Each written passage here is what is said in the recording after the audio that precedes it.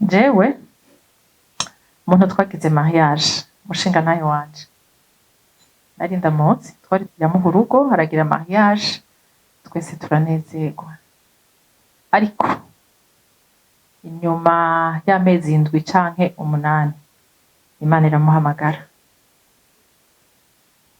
ataha afise inda y'amezi 7. Jewe nakuze nsenga mfise ama principe mu buzima, ariko février 2008 un bon matin nko kunyene mu gitondo nazindutse mu masengesho mu gitondo, hari indirimbo ivuga ngo umuntu wese ngo afsigari zo mutwara mwijuru, bamwe ni accident, abandi ni ingwara, abandi n'amagume, umwe wese ushaka kubusigaje umunsi umwe canke 2. Sinje kubatera ubwoba, mugabo reka ndababwire uzokwamuraba ku mastatu yawe nta na rimwe rirenga utabonye ripe. Mbega bajya musanga bose arabatama, bose musanga arabatama kazi, nta nzoya musangamwo, ntabo mwigana musangamwo.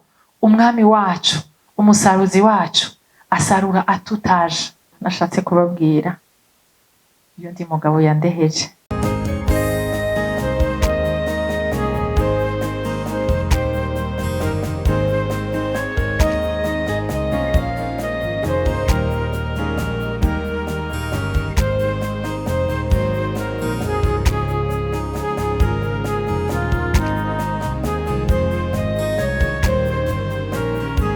Amen.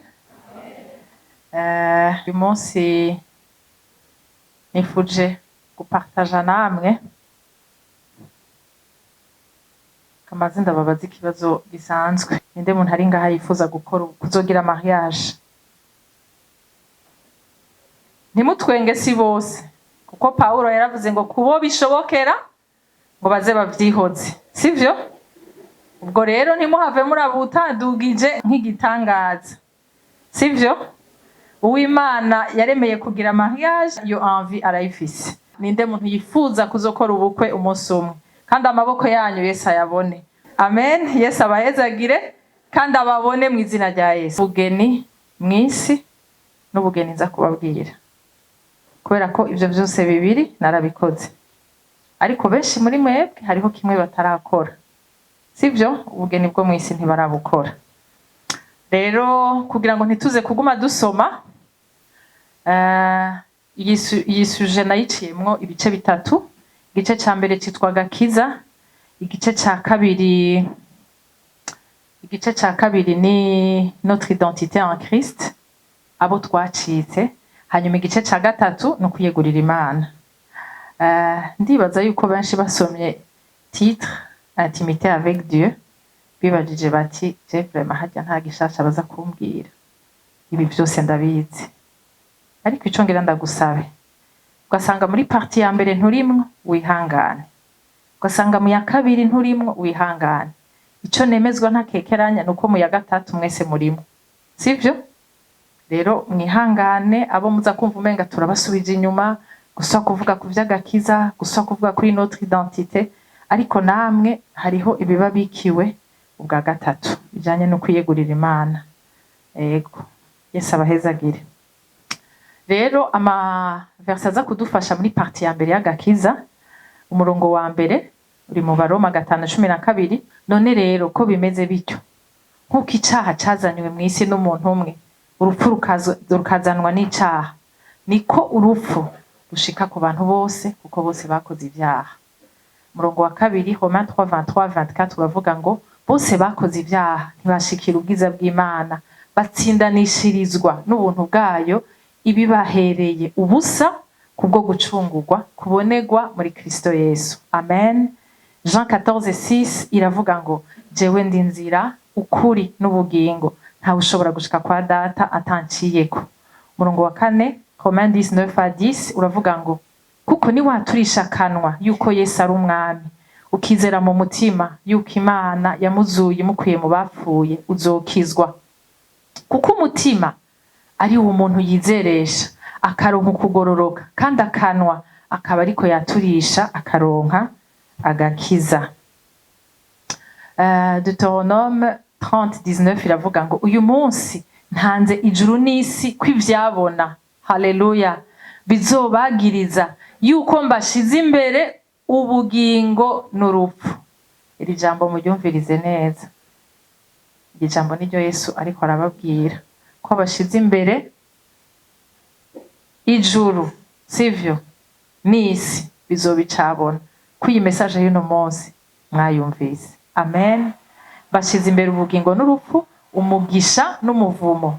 Nuko nimuhitemwo ubugingo kugira ngo mubone kubaho mwe n'uruvyaro rwanyu. Haleluya. Umurongo wundi Yohana wa mbere 12:13 havuga ngo ariko abamwakiriye bose yabahaye ububasha bwo gucika abana b'Imana, nibo bizeye izina ryiwe, nibo batavyawe n'amaraso canke no kwifuza k'umubiri canke no kwifuza k'umugabo, ariko bavyawe n'Imana. Murongo ukurikira Romains 19:10 uravuga ngo kuko ni waturisha kanwa yuko Yesu ari umwami, ukizera mu mutima yuko Yesu ari umwami, kandi ko Imana yamuzuye mukuye mu bapfuye, uzokizwa. Kuko umutima ari wo umuntu yizeresha akaronka ukugororoka, kandi akanwa akaba ariko yaturisha akaronka agakiza. Umurongo wa nyuma ni Jean 3:6 uvuga ngo Yesu aramwishura ati nukuri ndakubwire, iyo umuntu atavyawe ubwa kabiri ntashobora kubona ubwami bw'Imana. Nikodemo aramubaza ati umuntu ashobora ate kuvyagwa ashaje? Mbega yoshobora gusubira mu nda ya nyina akavuka? Yesu aramwishura ati nukuri ndakubwire, iyo umuntu atavyawe n'amazi na mpwemu ntashobora kwinjira mu bwami bw'Imana. Ikivyawe n'umubiri naco n'umubiri, ikivyawe na mpwemu naco ni mpwemu. Haleluya. Iyi niyo mirongo nifuje yuko tuza kuvugana ko uyu munsi. Sinzi ko mwumvise ko mu byo twavuze byose ata dini twavuze, mu ma verset twasomye nta katolika twavuze, nta baporoti twavuze, nta pentecote twavuze, nta life center twavuze. Amen. Ntihagire umuntu yumva agoberewe, kuko kenshi iyo turiko turavuga ivy'agakiza hariho abantu bumva umenga turabagobereye, ariko uyu munsi nta dini tuza kuvuga. Amen. Gituma nababajije ngo mbega murifuza kuzokora ubukwe, no kubera ko nzi ko kimwe mu bintu bibaraje ishinga uyu munsi n'urugo. Ndabeshaga yemwe, nibaza ko kimwe mu bintu bibaraje ishinga ari kuzokora mariage, kandi ikintu ciza cyane, kuko nyuma yo guhitamwo Yesu niyo decision ikomeye cyane muzogira mu buzima bwanyu, kuko iyo ni wahitamwe ibitari byo hariho byinshi uzotakaza ugaheza no kutariko kandi wateza guheza neza. Amen. Rero igituma nababajije no kubera ko numvise umenga nshaka kugira igicapo canke parallelisme hagati ya mariage nakoze mu mubiri na mariage nakoze na Kristo. Sivyo? Benshi muri mwebwe iyo na Kristo barayikoze, ariko iyo mu mubiri ntayo barakora. Sivyo? Jewe umuntu twagize mariage, mushinga nayo wanje nari ndamutse, twari tuzinanye kuva kera kuko abavyeyi bacu ni inshuti, twari tuzinanye, twarabonana, tunimutse tuva kuba ruguru tuza kubino twashikiye iwabo turaharara, aho se twari tuzinanye. Niga muri secondaire université ntitwasubiye kubonana mu nyuma ngeze mu ishuri rya Bibiliya. Turaba proche, twabaye proche kubera ko twaricarana, twaraganira, sivyo? Muri uko kuganira, muri we aramenya ati bwa bundi umugeni nkeneye n'uyu, bavyita kuresha. Mwavyumvise ga yemwe? Hanyuma uko iminsi yagiye iragenda, icyifuzo muri we kiraba kinini cyane. Hanyuma umunsi umwe arambaza ati mbega uravyemera ko tuzopartaja ubuzima busigaye ukurikira? Nanje ndavuga nti ego. Mvuze ego sinaciye nitwa umugore wiwe, sivyo? Nari navyemeye, nije nari ndabizi, nawe niwe yari abizi, ariko ntivyari officiel, byari ibintu byo mu mutima, kubera ko bitari binteye isoni kumwemera nawe bitari bimuteye isoni kunzana nk'umugore wiwe. Twarabibwiye abavyeyi bacu, turabibwira abakozi b'Imana, hanyuma turaja imbere y'amategeko. Malgré ko twari twaravuganye turi babiri ngo turavyemeye, bavyita umushikirizamanza byo muri tribunal aratubaza ngo uremeye kuba umugore wiwe? Ndavuga ngo ego. Aravuga ati vuga cyane n'abandi bavyumve, kuko burya nubwo twari twarabivuganye turi babiri, iyo nja kubihindura imbere y'umushikirizamanza ntivyari gucamo, yari guca avuga ati iyi mariage irahomvye. Nawe baramubaza aravuga ati ndavyemeye, sivyo? Nyuma y'ivyo duhejeje kuvuga, twasohotse ngaho, umushikirizamanza acavuga ngo uracitse umugore, winjiye uri inkumi, uracitse umugore. Sinzi ko ariko murambabarira n'abandi ndiko ndabivuga utariko, ariko muratahura ico nshaka kuvuga. Winjiye uri inkumi, usohotse uri umugore. Winjiye uri umusore, usohotse uri umugabo, sivyo? Hanyuma tuca turatangura ubuzima bwa mariage. Fiançailles rero nyuma mufise ibintu vyinshi mupfa, muhura gake, muhura mwiyegeranije. Muri mwebwe harimwo abakolerique, niwe buri umukolerique, iryo shavu ryawe urarifata imbere yuko uhura n'uwo mukundana kubera ntushaka kumubabaza. Niwaba umeze gutya, twa tundi twose tubi wanka yuko mugenzawe yobona, uratunyegeza. Ariko mumaze kuja muri mariage, muja muco no kwita intimité, sivyo? Mu barokore murazi ko tutemerewe kugira rapport sexuel imbere ya mariage. Kare mwaraba fiancé mwavugana, umwe agataha undi agataha, ariko mumaze kugira mariage muba muco no kwita intimité, sivyo? Iyo intimité mumaze kuyibamwo, haca hazamwo Imana igahezagira, haca hazamwo ico no kwita abana, sivyo? Hanyuma umuntu mwubakanye mwavuze muti n'urupfu ruzodutandukanya. Uyu munsi murashobora gushwana mukamara iminsi 2 atari umuvugisha uwundi canke indwi, sivyo? Mugasubira mugasubiza hamwe kubera ko murabana, sivyo?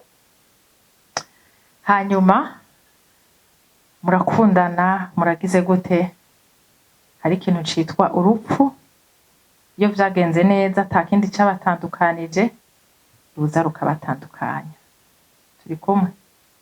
Kandi mu bantu bose bari ngaha nta numwe yombwira ngo jewe ndabizi ryari urupfu ruzompamagara. Oya. Mu mitwaro vraiment twari dufise tora aba jeune fille, harimo umutwaro wo kugira mariage. Je nari mfise umugenzi yanyakiriye mu gakiza, yanyakiriye ngikizwa, namwigira ko c'était vraiment un modèle pour moi. Hanyuma yo gukizwa, nyuma y'umwaka dufate, Imana iramugirira neza, iramuha urugo, aragira mariage, twese turanezerwa. Ariko inyuma y'amezi 7 canke 8, Imana iramuhamagara, ataha afise inda y'amezi 7. Abantu bose bari batuzi ko n'impuzu twagura zisa.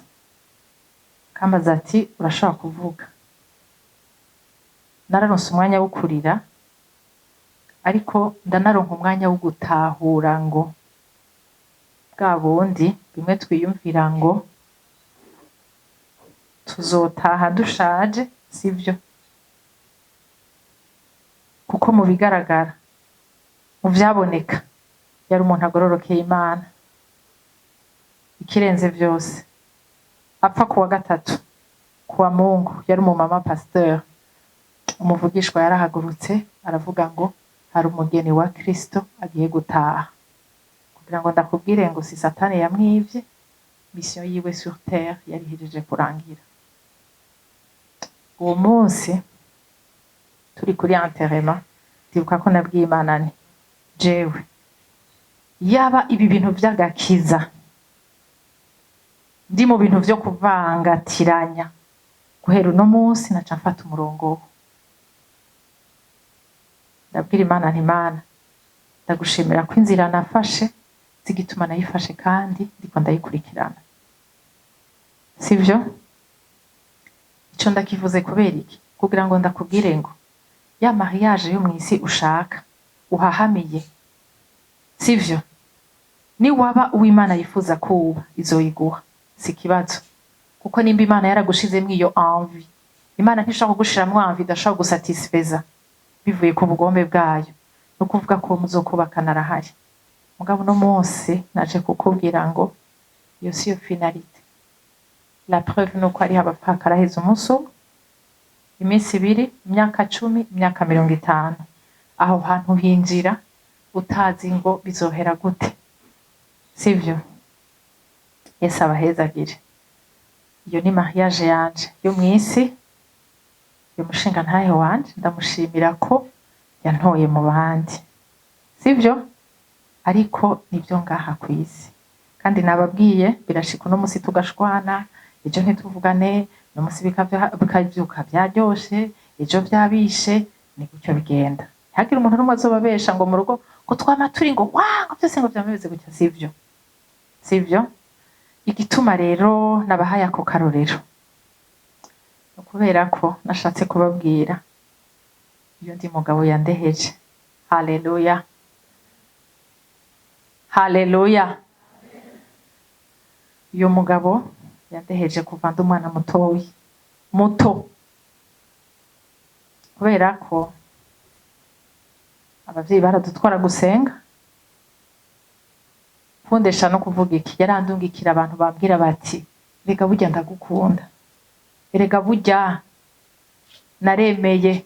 Ijambo ry'Imana ndarikunda cyane, rivuga ngo kuko ngo yabonye yuko ngo kuringanira n'Imana ngo atari ikintu cyo kumirako, kubera ko Imana yaravuze ngo ninde ashobora kugenda kuresha ujya muntu wanje mwisi. Bose biranka, ariko hariho umugabo umwe yavuze ngo jewe ndagiye. Aramara imyaka 33, sivyo? Nakuze numva ivyiwe. Mukundesha yarandungikira abantu batandukanye, wakambwira, uwundi akambwira, ariko nkavuga nti ivyo ntibikwiriye jewe kugira ngo mvuge ego. Mbega iyo baje kubaresha mushoka muvuga ngo ego? Oya, kuko haba hariho vyinshi wumva umengo uracashaka kumenya, sivyo? Ariko umugabo naje kukubwira kugira ngo utahure ivyiwe. Ndazi ko benshi muri mwebwe muraba universitaire, murabakozi, mura philosophe, ariko ndakunda ijambo ry'Imana rivuga ngo ivyo yabihishije abanyabwenge. Ntihakora ubwenge kugira ngo ivyo bitahure, hakora icitwa ihishurirwa. Uriko muravyumva? Jewe nakuze nsenga, mfise ama principe mu buzima, ariko nababwiye ko nakuze wa mushinga ntahe tuzinanye, dupfana ibintu, turamukanya. Mugabo c'était pas pour autant ko nitwa umugore wiwe, kubera ko hari intambwe ntari bwatere. Alors, février 2008, un bon matin, nkuko nyene mu gitondo, nazindutse mu masengesho mu gitondo, wariko aratwigisha, aratubaza ikibazo ciyoroheje.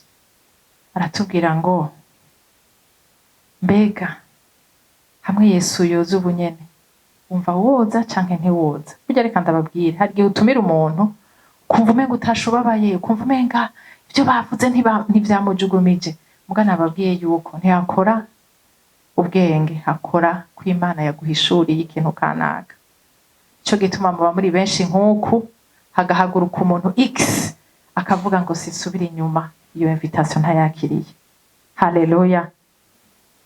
Aravuga ngo ico kibazo kiroroshe, ngo wishura ego canke oya, ngo nta hagati na hagati harimo. Ngo mbega hamwe Yesu yoza kudutora, ati rero ukaba wumva ukekeranya, umenye ko utarimwo. Ati ntushiremwe ibiharuro vyinshi, ni ego canke oya. Jewe à l'époque navuga nti nta bintu bibi nkora, no ivyo nkora sivyo tuma vraiment nja mu muriro. Mugabo hariho assurance bajya abantu bafise jewe ntafise. Turi kumwe ga yemwe. No kuvuga niga mu université, nize mu ishuri ry'Abanglika.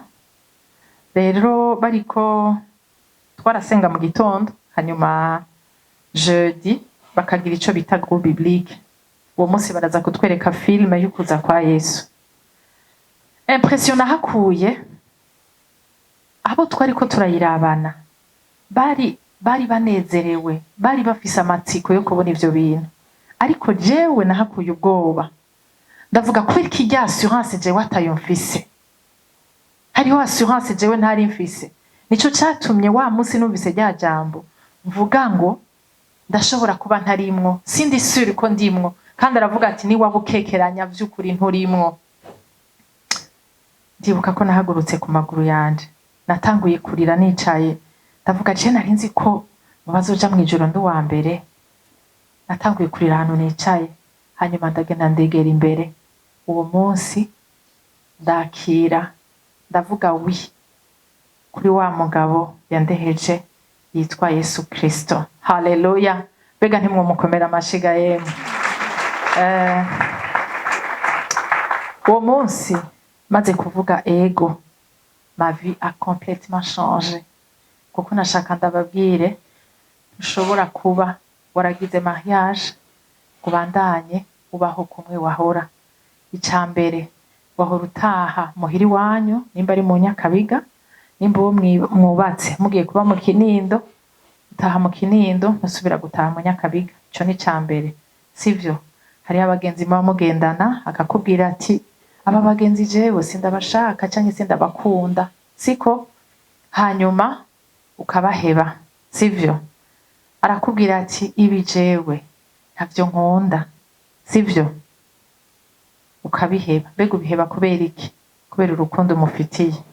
Hariho abagarariza bakavuga bati mbega yobimbuza kubera iki, kandi ari umubiri wanje. Ariko jewe ico nizera nuko iyo wavuze wi uba umubwiye uti umubiri wanje n'uwawe, sivyo?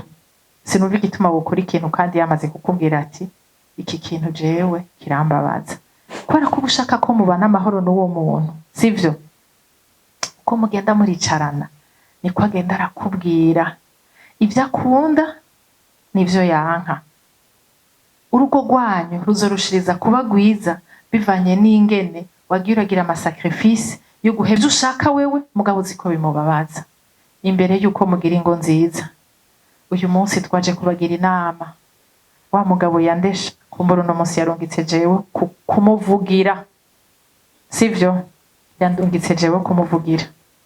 Hariho benshi iyo ntambwe bayiteye, ariko hariho abavukiye mu ma église, bari muri chorale, bari muri protocole, bari mu bikorwa vyose, mugabo adashobora gusubiza amaso inyuma ngo avuge ngo jewe je me rappelle j'ai dit oui igihe kiniki.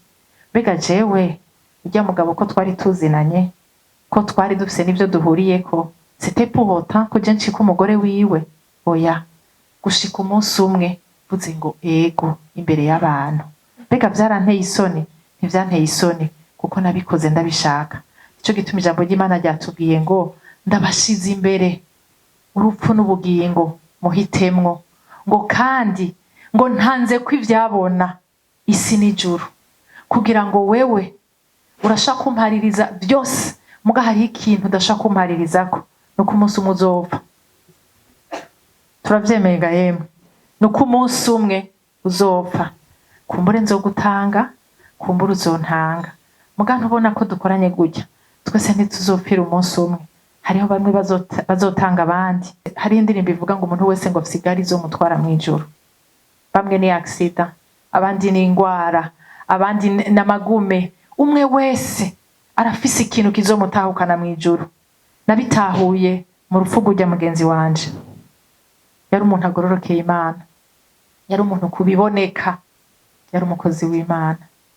Ijambo ry'Imana rivuga ngo tuzobamenyera ku vyamwa bama, ivyamwa yaravyama.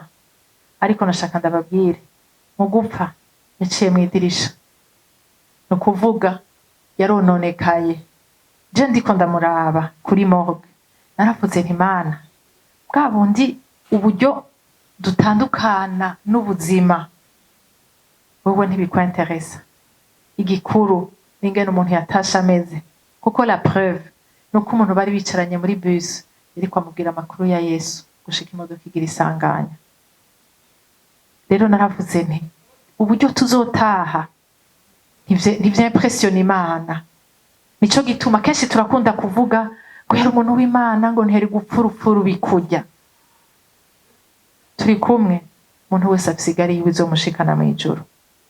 Mbega uyu munsi hamwe no kwiyumvira ivya mariage yo mu mubiri, iyo mariage ndiko ndavuga, mbega warayikoze? Ngo bose bakoze ivyaha sans exception, nta numwe avuyemwo, kuko twese dukomoka ku mugabo umwe yitwa Adamu na Eva, nta numwe avuyemwo, sivyo? Si kubera ko abavyeyi bagutwaye, sivyo, ngo bakuvugire canke bagire ibi na biriya kucika umugeni. Oya, umugeni ni izina riri sacré. Erega izi mariage tugira ngaha mw'isi ni scenario ya mariage tuzokora mw'ijuru. Nico gituma umwigeme wese ari ngaha, nta muhungu numwe yirespecta ashaka kugira réussite mu buzima bwiwe ashobora gupfa gutora umukobwa bahuye rimwe, sivyo? Nico gituma iyo bariko barababwira ngo twese ko Imana ngo ni nyakigongwe, ngo twese tuzoja mw'ijuru, muhora musoma Bibiliya. N'abatarakizwa muhora muvyumva babivuga, sivyo? Mbega Imana yahaye umugongo umwana wayo atari yanacumuye ku musaraba, akavuga ngo ni igiki kikumpebesheje? No kubera ko Imana n'urukundo, ariko inyuma y'uko iba urukundo irera. Nico gituma n'umwana wayo itashobora kumubona yambaye vya vyaha vyanje nawe ugaca uvuga ngo irankunda, ntizokwemera ko nja mu muriro. Kubera iki? Wowe urasumba Yesu? Ntusumba Yesu, kuko Yesu yari umwana wayo, ariko yaramuhaye umugongo kubera ko ico gihe yari yambaye ivyaha. Nta kintu na kimwe je nawe dushobora gukora cotuma twitwa umugeni wa Kristo atari ukuvuga ngo ego. Nta kintu na kimwe je nawe dushobora gukora cotuma twinjira mw'ijuru, sivyo? Nikodemo yarabajije Yesu, aramubaza ati mbega vyogenda gute kugira ngo ninjire mw'ijuru? Kubera ko tuvyemera canke tuvyanka, ubuzima bwacu burafise point finale. Ico kintu, iryo jwi rigenda rirakuvugiramwo nejo na hirya yejo n'imisi yawe yose usigaje kubaho. Nikodemo arabaza Yesu ngo mbega n'igiki nokora kugira ngo ninjire mu bwami bw'ijuru? Yesu aramubwira ngo, biri mu maverse twasomye, Yesu aramubwira ngo bisaba kuvuka ubwa kabiri. Nikodemo aramubaza ati ninda n'indesho n'ingene ngana je nosubira mu nda ya mama wanje? Yesu aramubwira ngo ntibisaba gusubira mu nda ya mama, bisaba kuvuka muri mpwemu, bisaba ko wizera mu mutima, ukaturisha akanwa, ukamwakira. Mbe none ndababaze, mbega Yesu kugira ngo amare imyaka 33 ariko araba muri misère, ijambo ry'Imana rivuga ngo yabayeho umuntu, yabaye mw'isi ari umuntu 100%, yaratawe, yaranswe, yaragize ibintu biriya, hewe cacubahiro cyo mw'ijuru yaragihevye, juste kugira ngo uzomwizera, juste kumwizera akamwakira azoshobore kuronka l'accès à la vie éternelle. Kubera ko ijambo ry'Imana rivuga ngo twese twarabo gupfa rubi, twari gupfa tugaherengetera, ariko Imana mu rukundo rwayo iravuga ngo ndakeneye umuntu atacaha afise kugira ngo yikorere ivyaha vy'abajya abantu.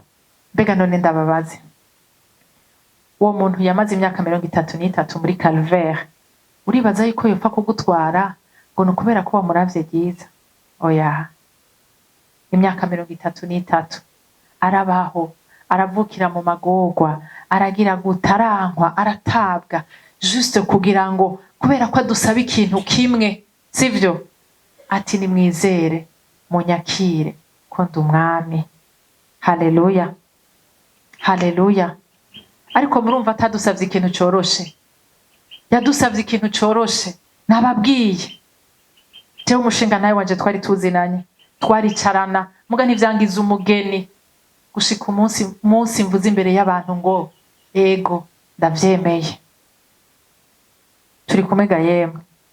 Mbega iyo turiko turavuga agakiza tuba turiko turavuga iki? Iyo tuvuga agakiza no kuvuga iki? Agakiza ni ijambo ry'ikigiriki rivuga kubohora umuntu ukamushira à l'abri, sivyo? Inyuma yo kwakira Yesu umwami n'umukiza tuba duhejeje kugira iki? Kwa partena mu bwami bushasha, tukitwa abana b'Imana. Amen. Umuntu aboshwe ntashobora kwikiza, sivyo? Nta muntu n'umwe aboshwe ashobora kwikizwa. Mbega dukizwa iki? Dukizwa ca caha nababwiye, ca caha c'inyanduruko, sivyo? None ibimenyetso vyerekana ko umuntu yakijijwe nivyo ngira ndabasomere kugira ngo ukumva ivyo bimenyetso atavyo ufise turaza gutanga akaryo. Ntitwifuza ko twomarana namwe amezi 6 uhagire muri mwebwe uzohusha. Irya jambo twasomye rirakomeye, rivuga ngo ntanze ijuru n'isi kuvyabona. Uyu munsi Imana yadushize imbere urupfu n'ubugingo kugira ngo duhitemwo, kandi aratwinginga ariko ni twebwe duhitamo. Ikimenyetso ca mbere c'umuntu yakijijwe aranka icaha, sivyo? Nukuvuga ntakina n'icaha. Uyu munsi tuganira n'abajene bafise n'ibikorwa mu mashengero, kubiboneka ubona ko biboneka ko umenga yarakijijwe ariko akaba dans les habitudes de péché. Abakunda Yesu atawumuhimirije, sivyo? Hariho benshi muri mwebwe usanga nimba hari ikintu c'Imana bababwiye kujamwo wiyumvira gatanu canke umuntu abanza kugukomera amashi, abanza kukwinginga. Ivyo vyose nibibazo ukwiye kwibaza, ukibaza ngo mbega cewe ko bimeze gutya, sivyo? Koko jewe narakijijwe, jewe narakiriye Yesu, jewe ndi umugeni. Uyu munsi naje kukubaza ikibazo kivuga ngo mbega jewe ndi umugeni wa Kristo. Muravyumva? Aremezwa neza adakekeranya ko ari umwana w'Imana. Nababwiye ko ikibazo jewe narifise cari ikihe? Cari cuko numva umenga ndi hagati na hagati, numva umenga hariho assurance abantu twarabana filme bafise, jewe ntafise. Mugabo non plus numva umenga n'umuriro, oya vraiment numva umenga n'umuriro sinowujamwo, mugabo ndi hagati. Uyo ntaba ari umwana w'Imana, kuko jewe niwambaza ndi marié mu mubiri canke mw'isi sinza kwiyumvira kabiri. Niwabaza umuntu ngo mbega warakoze mariage akakubwira ngo sindabizi neza, nuko atigeze ayikora. Hariho benshi ubaza akakubwira ngo jewe ngo nakira Yesu minsi yose. Ça ne marche pas comme ça. Yesu n'umugabo w'ijunja n'ijambo.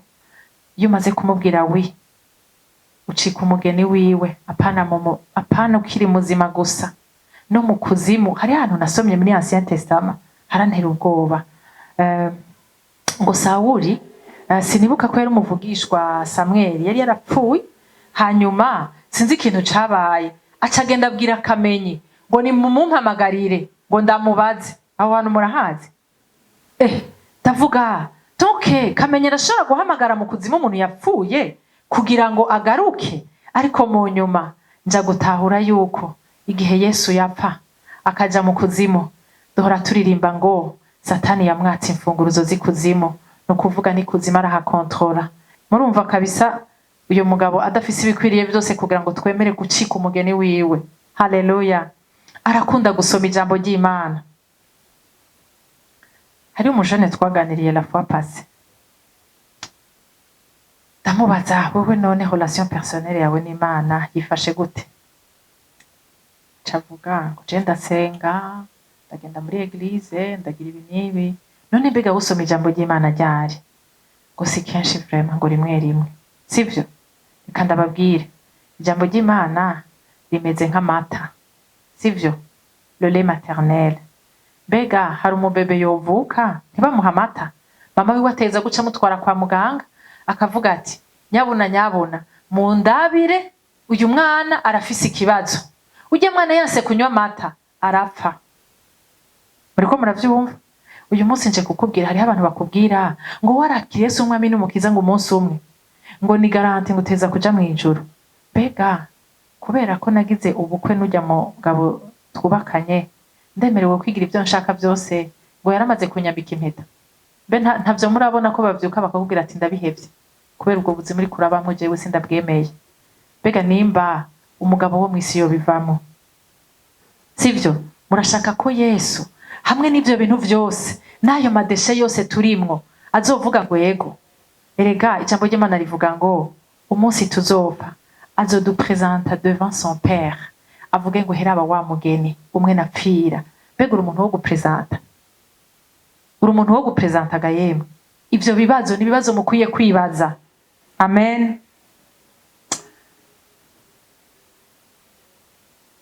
Impemu yiwe abafise amahoro n'umunezero, nta kwicuza abafise, sivyo? Impemu yiwe, sivyo?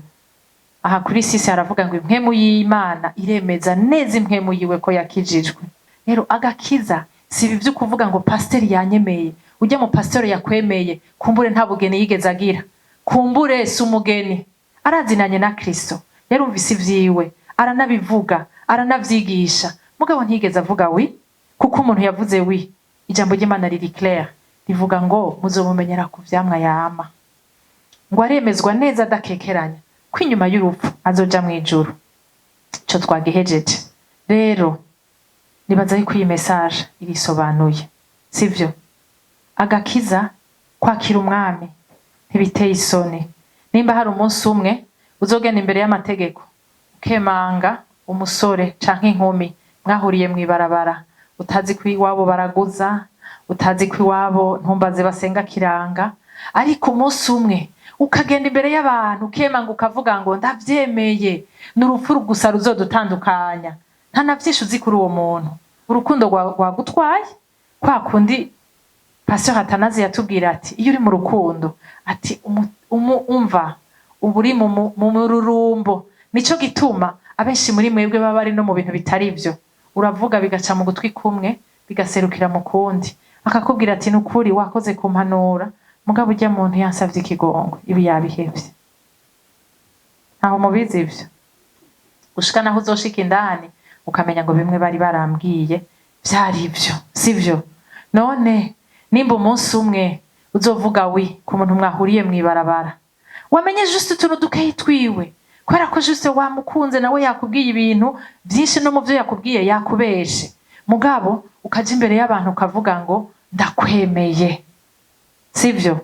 Mbega uno munsi nimba uri ngaha, sivyo, ukaba utarigeze utera ijya ntambwe, si ikibazo c'idini. Nababwiye ko aho musengera hose hajya ahantu winjirira hariho umugeni, hariho umuntu ariko araja mu muriro. Dans toutes les églises, murazi ko no mu ba musulmans hariho abantu qui ont dit oui à Jésus, mugabo binyegeza kubera ko bari mu bihugu badashobora kwiexposa. Turafise n'umudame muri eglise wacu yashinze intahe, yavuga ati jewe namaze nk'umwaka numviririza louange n'ubutumwa mu modoka kugira ngo ntihagire umuntu n'umwe ashobora kumenya yuko jewe nakiriye Kristo. Muriko muravyumva?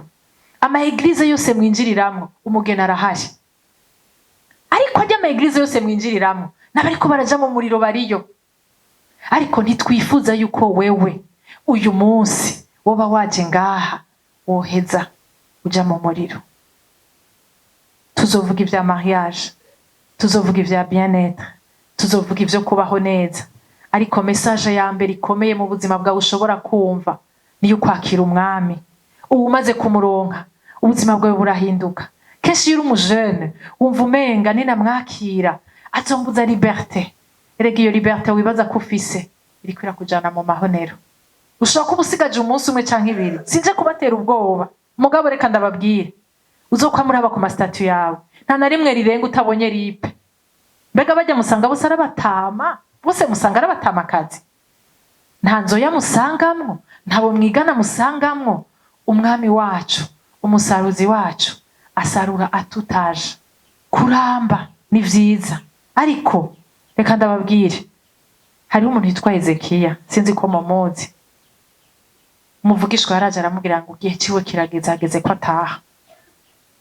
Arasaba Imana ngo imwongere imyaka 15, sivyo? Imana yaramwongeye, ntiyavuze ngo 15, yasavye Imana ngo imwongere. Imana iramwongera 15 ans. Muri iyo myaka yashikiwe n'ibintu atari bwigera ashikirwa navyo imbere y'uko iyo myaka ayirenzako, sivyo? Nico gituma muzobona hariho abantu ashobora kwakira Yesu, inyuma y'akanya gatoyi ukabona Imana iramutwaye, kuko Imana ivuga iti uyu muntu sinshaka kuzomutakaza, sivyo? Ikintu ca mbere gikomeye nuko Yesu mu bantu azopresenta wa mujene uri ngaha uzoburimwo. Haleluya. Ndasenga Imana ngo ntihagire umujene n'umwe azosigara inyuma. Waraje wirukanga uri kuriga ibi canke biriya, kumbure wazanywe na motivation canke iriya, sinzi motivation yakuzanye, ariko icakuzanye cose peu importe. Igikuru nuko umukwe yarazi yuko hariho message en cours aguteguriye izogutuma umwakira. Ikibazo nshaka kukubaza uyu munsi, mbega uri umugeni wa Kristo? Mbega urafise umunsi que tu as dit oui? Le plus grand cadeau ushobora kofra umuntu, sivyo, no kumubwira ivya Yesu. Mbega iyo bakubwiye ngo umuntu yapfuye, ikibazo ca mbere ubaza ni ikihe?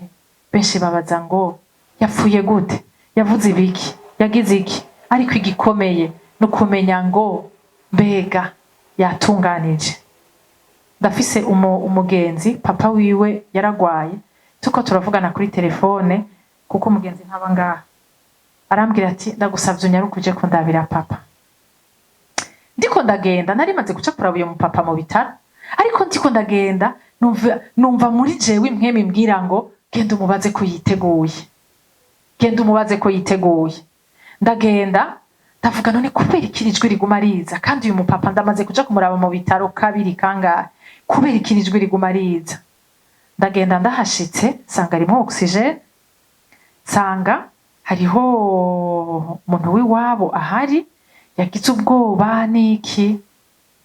Hamaje ntangura kwiyumvira, basha ninaja kumubaza ivyo ko yiteguye, umenga nje kubabwira ko agira apfe, kandi nabo bizera ko yakize. Uyo muntu yarari ngaho yaguma avuga ati muganga ubona gute, ubona bimeze gute? Muganga ati mu bagoyi bose dufisa ubu ni wameze neza. Ariko jewe nkakomeza kumva mu mutima wanje ijwi rimbwira ngo mubaze ko yiteguye, sivyo? Hanyuma ndabura ingene ndabivuga, ariko numva n'ijwi rimbwiye ngo mukoreko. Ndamukorako numva arakanye. Ndavuga none est-ce que umuntu normal arashobora gukanya nk'umuntu avuye muri frigo kandi mu maso ariko aratranspira? Ivyo byose byari bimenyetso Yesu ariko arampa kugira ngo ambwire ngo ntuve ngaho udakoze ico tegerezwa gukora. Nashaka ndababwire yuko byarananiye, kuko wamenga ngira nteshe ivyizigira abo bantu bari ngaho ko uwo muntu agira apfe, kandi nabo bafise ivyizigiro ko agira akire. Ndataha mugabo mfise culpabilité. Le lendemain mbona umuntu anyandikiye message arambwira ngo wa mupapa ngo yapfuye. Jewe sina rizwa nuko wa mupapa yapfuye, narizwa nuko ntakoze ico ntegezwa gukora, kandi hari ico Imana yavuganye nanje. Ntimushobora kwibaza ingene numva mfise culpabilité ntashobora gusigurira umuntu n'umwe. Hanyuma umunsi umwe turiko turashingiranira intahe nabo turi kumwe muri cellule, ja numva umuntu adushingiye intahe ingene umuganga wo muri ivyo bitaro atamuzi akijijwe. Le matin du dimanche ujya mu papa ataha yarabuze amahoro, aragenda arahamagara umukozi w'Imana aramubwira ngo fasha uyu mupapa gutunganya, ndabona asigaje umwanya muto. Iyo nkuru mpejeje kuyimenya wamenga ni nkaho bambwiye ngo yazutse. Ndavuga Mana urakoze, ndavuga Mana urakoze. Rero nashaka ndababwire, inyuma y'ibi byose tuko turababwira bya mariage, bya épanouissement, byo gutunga no kugira iki, ivyo byose nta kibazo, byose muzobironka. Imana niyabona ko itazocibatakaza. Ikintu cyose abona ko ukironse yo gutakaza azokikwima. Nico gituma gerageza kugwana, umenye ngo mbega none jewe, sivyo? Ni giki cyo ntandukanya n'Imana? Ni giki cyo nkura mu rukundo rw'Imana? Haleluya.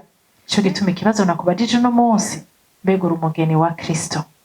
Mbega impwemu yawe iremeza neza idakekeranya ko wewe hamwe no munsi vyoshika ukava muri uwo mubiri, ko wewe uja mu ijuru? Mwigeze mwumva tuvuga idini? Nta dini twavuze ngaha, nta bikogwa, kuko nta na kimwe. Reka ndababwire, hari ikintu dukora cyitwa ubukwe, dote, sivyo? Ni nk'agashimwe umusore ashira abiwabo n'umukobwa ati mwarakoze kurera neza, sivyo? Muhora mwumva abo bakumuriyoni 500,000 hariho abumvikana bakagenda uko, hariho abakobwa ibihumbi 70 vy'amadolari, ariko vyose ni en terme y'amafaranga. Ujya mugabo ntiyatanze ivyo kuko ari kuba yisuzuguje, yari kubanganya n'abandi bose. Il a versé son sang, le sang. Nta muntu n'umwe yo kubwira ngo aragukunda gushika naho yemera kugupfira. Nababwiye muri tombe, naho yo gukunda gute ararangamiza akavuga ati nagukunda mugabo bayi, sivyo?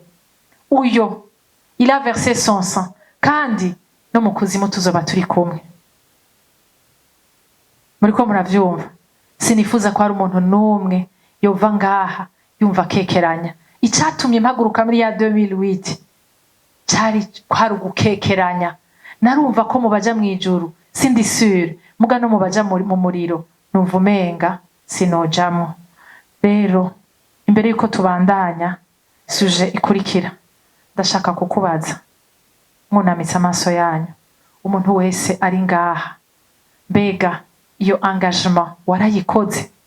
Subiza amaso inyuma, ndaguhaye umwanya mutoyi, usubiza amaso inyuma y'ubuzima bwawe.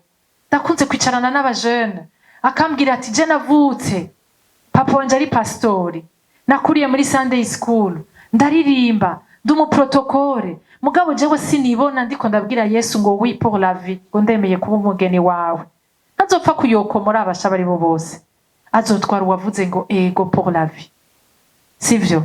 Mbega usubije amaso inyuma aho hantu urahabona wavuze ngo yego? Si ibintu vy'ikivunga.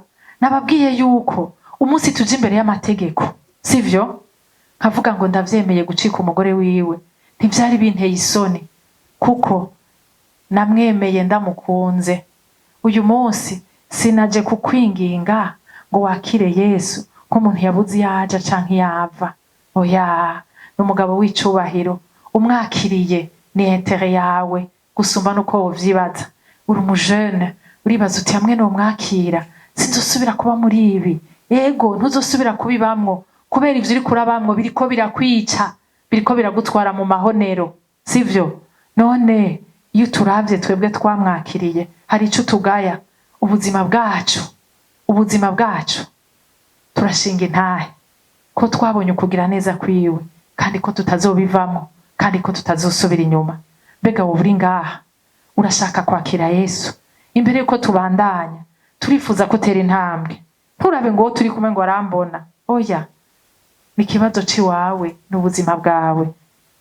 Twashaka dusabe, nihaba hari uri hagati yacu, abari hagati yacu bumva bashaka gutera iyo ntambwe, guhera uyu munsi uze kuva muri kino kibanza uvuga ngo jewe narakiriye Yesu nk'umwami n'umukiza. Uyu munsi nanje mu bageni ba Kristo ndimwo. Uyu munsi nanje hamwe hogira ikimpitana, ndazi neza yuko mubo Kristo azopresenta kwa papa wiwe, jewe ndimwo. Mbega hari uri hagati yacu yifuza kumwakira? Aduze ukuboko kugira ngo tumufashe. Haleluya! Amashi menshi ku mwami wacu, amashi menshi ku mwami wacu. Reka dusabe abadugije amaboko mwegere ngaho imbere, ntibibatera isoni, kuko ijambo ry'Imana riravuga ngo niwagira isoni ryo kunyemanga, ngo nanje nzogira isoni ryo kugupresenta imbere ya data. Ntiwihagarareko ngo bombona canke bontwenga. Twese umunsi umwe iyo ntambwe twarayiteye, kandi uyu munsi uko atuyoboye turabishimye. Haleluya! Reka dusabe abadugije amaboko bose begere ngaho imbere, dusabe Martine na Dirk baze kudufasha gusengera abashaka kwakira Yesu. Haleluya! Yesu uri mwiza, data uri mwiza. Abahagaze imbere ndashaka musubiremwo aya majambo, ati mwami Yesu, canke uvuge Yesu canke Yezu uko ushaka. Ndaguhaye ubuzima bwanje, ndaguhaye umutima wanje, ndarambiwe n'ubuzima kure yawe. Ngwino uganze ubuzima bwanje, ngwino uganze umutima wanje. Ndashaka ko tubana, ndashaka ko tunywana, ndashaka mwami kubaho ubuzima bukunezereza. Ndasabye imbabazi ku buzima kure yawe nubona narabayemo mu caha, ariko uno munsi niyemeje kugukurikira kugira mbe umwana wawe, kugira mbe umugeni wawe, kugira guhera uyu munsi Satani nta bubasha ukimfiseko. Mana ndasenze kugira unyandike mu gitabo cyawe c'ubugingo, guhera uno munsi mbaye wawe kandi nawe uri uwanje. Ndagushimiye ku rukundo rwawe, ndagushimiye ku musaraba wawe, ndagushimiye Mana ko witeze kujana nanje, unyigishe gusenga, unyigishe kubana nawe, umpa abagenzi beza, umpe n'ishengero ribereye kugira nshishikare gukura mu migenderanire yanje nawe. Ndagushimiye kandi ahezagiye izina ryawe, ne mu izina rya Yesu Kristo senze nizeye, amen. Karibu umuryango w'Imana. Nibaza ko nosubiza ngira asanzwe hariho uburyo bazobafasha mu bizokurikira, ariko mwahisemwo neza. Imana ibahezagire. Haleluya. Amashi menshi cyane, amashi menshi cyane ku mwami wacu. Turabakeje. Biroroshe cyane, biroroshe cyane kuko guhera uyu munsi mwiswe umugeni wa Kristo. Yesu abahezagire ko mutatinya amaso ngo mbega baza kumbona babigenza gute. Yesu abahezagire, Yesu abahezagire, Yesu abahezagire. Baraza guca Yvette abafasha kubandika kugira ngo tuzoshobore kugira akagroupe ka WhatsApp ko kubakurikirana kugira ngo dufashanye gukura mu ijambo ry'Imana. Yesu abahezagire, musubire mu bibanza byanyu kandi felicitation, mubaha amashi menshi, amashi menshi cyane ku mwami wacu, amashi menshi cyane. Haleluya. Amashi menshi cyane, amashi menshi cyane. Yesu abahezagire. Turashobora kuba aricyo cyatumye iki gikorwa tugikora, kuko ijambo ry'Imana rivuga ngo umwe aje mu bwami bw'Imana asumba abasigaye bose bamaze kwinjira. Amen. Turahaye Imana icyubahiro kandi Yesu abahezagire.